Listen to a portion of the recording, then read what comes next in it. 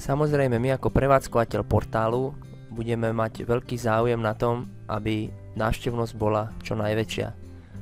Túto návštevnosť budeme zabezpečovať viacerými spôsobmi, či už reklamnou kampaňou v Google AdWords alebo na sociálnych sieťach, prípadne inými aktivitami. Táto návštevnosť však bude smerovaná na úvodnú stranu.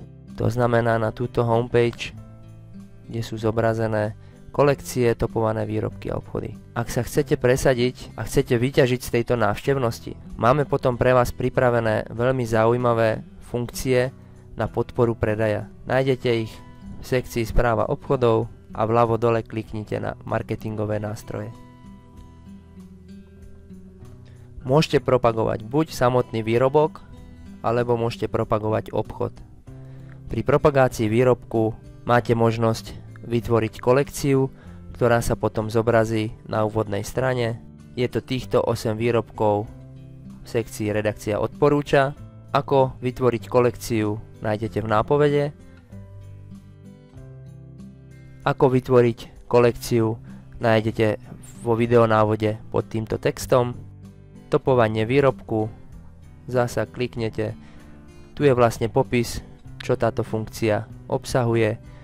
A zasa návod ku tomu nájdete pod popisom v tomto videonávode.